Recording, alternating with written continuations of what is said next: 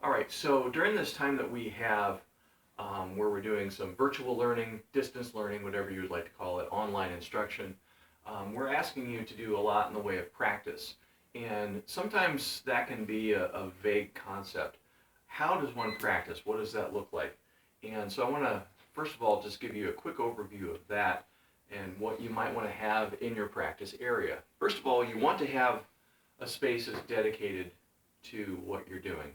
It might just be a corner in your room. You might have an actual spare room or area in a room in your house, but it's a place where it's quiet, there's not a lot of distractions, and you can be productive. And so here we are. This is the sunroom of my house. This seems to work out the best, and because it's kind of removed from everyone else, and it allows me the opportunity to think and to concentrate and get things done. If you want to take a panoramic view real quick here, I also kind of like it because I can see outside, and for me that is kind of inspiring and keeps me from getting really bored. So pick your practice space well, because if you're going to spend a lot of time there, you want it to have it to be a place where you enjoy being there. So there's that. Some of the things you want to have in your practice room. I would say definitely you want to have a decent chair. If you're planning on sitting while you play, especially if you're a cello player, or if you're going to be playing a lot, if it's a violin player, viola, whatever, you want to have a good, sturdy chair. A music stand is always a great investment. It doesn't have to be one of these kind. A wire stand is just fine, but a music stand is definitely key.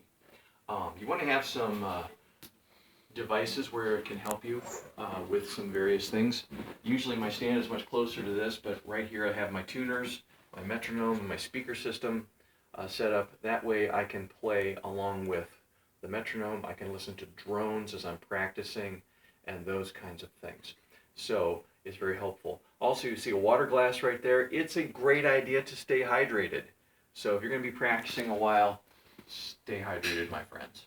Okay? So let's go ahead and get into the basics of practicing.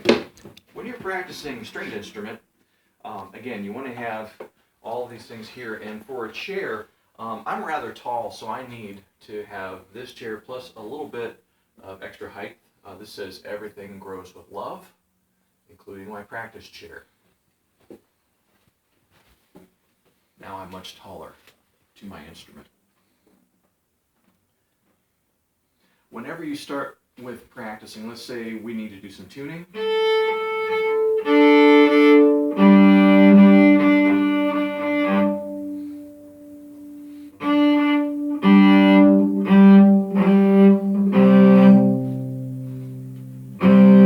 So now we're in tune, we're ready to go. I like to separate things out. By that I mean, when you play a stringed instrument, you're doing things with your right hand and things with your left hand. So it's a good idea to just focus on one, and then the other, and then combine the two. That looks a little bit like this. So if I'm going to be practicing for a long period of time, I like to start with long tones. Start on the G string. It just sounds really great. You want to be between the center lane toward the bridge lane, and the idea is to let your arm put as much weight into the string as you can.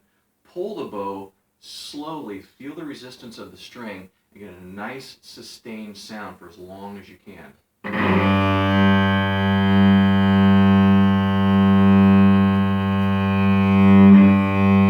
Change bows where you need.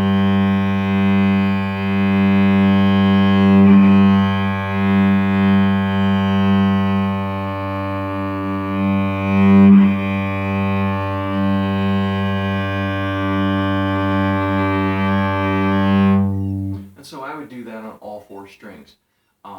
About 5 minutes is what that takes to do that effectively across all four strings. Another exercise you can do is using quarter notes, half notes, and whole notes. Quarter notes you do closer to the bridge, half notes in the middle, remember that, half in the middle, and then the long notes, the whole notes by the bridge. So again, fingerboard, center, then bridge.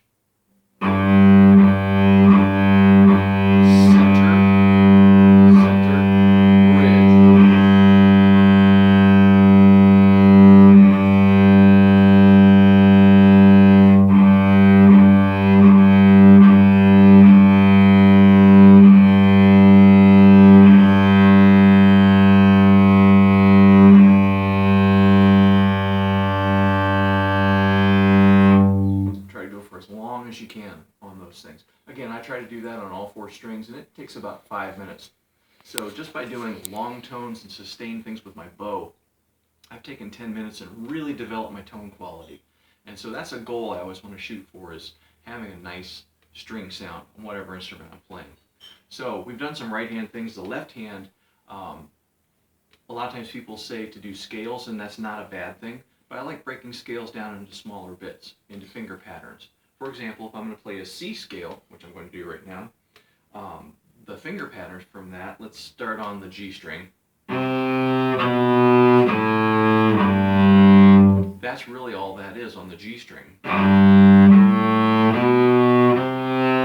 So I like to just do the finger patterns only. So for that, I have it here on the G string.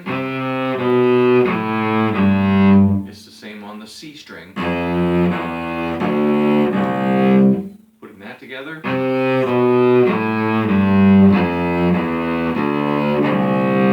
Notice I have a really good sound because I've already worked on my right hand, which is where the sound comes from. All right, so let's put that together going up.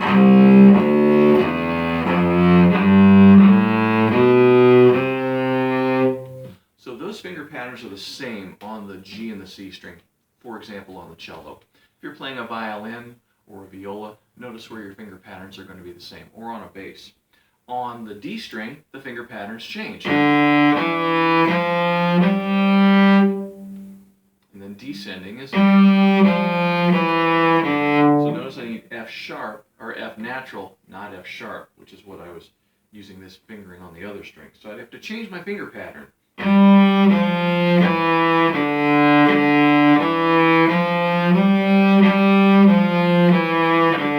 I might just do that a few times just to really get acclimated to what I'm doing there. A string, same idea. It's the same finger pattern as the D.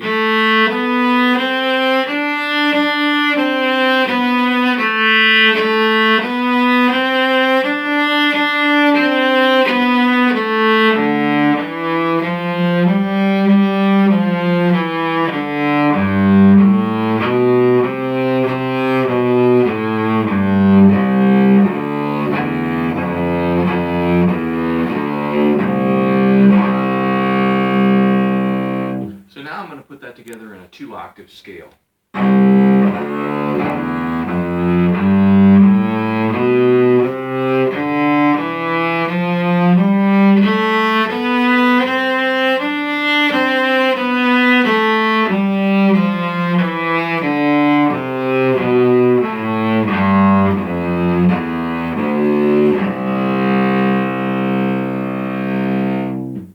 You notice I put the high D in there. That's kind of like a link to coming back down the scale. It's like a transitional note.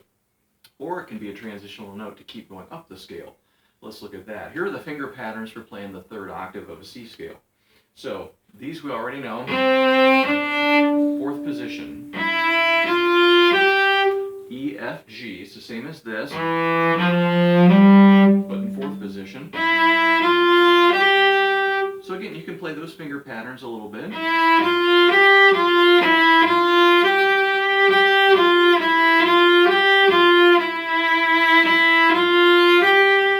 The next part is A harmonic, 1st finger, 2nd finger for B, then high C.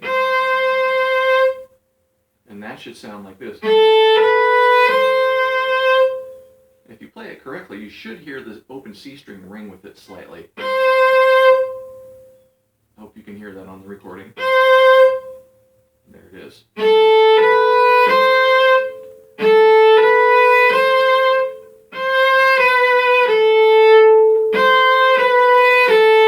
So there's the upper octave of that. So together with 4th position,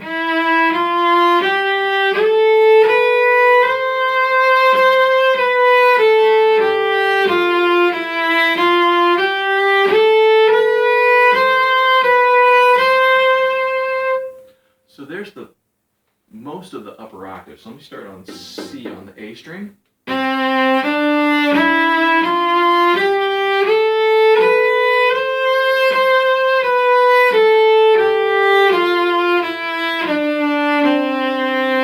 So putting all of that together, 3 octaves C.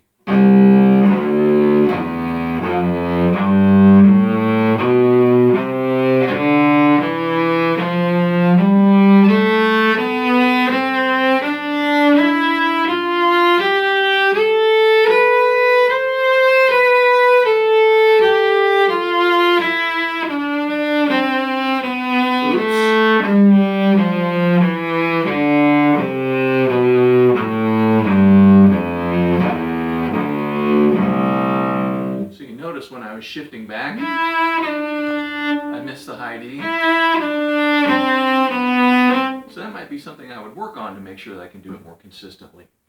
After I've played that scale a few times, I've done my long tones, I've done my finger patterns, I've done my scale. Almost 20 to 25 minutes has gone by. And now I'm really ready to play some music. So I'm in the key of C. I could probably play something that would work in that key. For example, if I wanted to play something from like a cello sonata.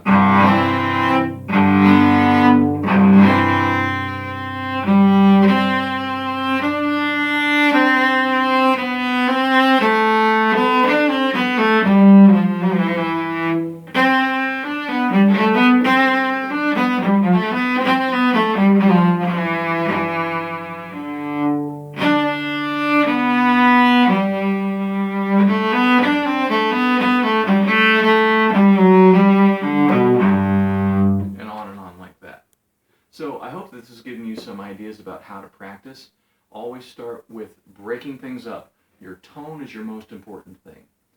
Then you go to your left hand for intonation kinds of things and put them together in your scales, other variations of scales like thirds.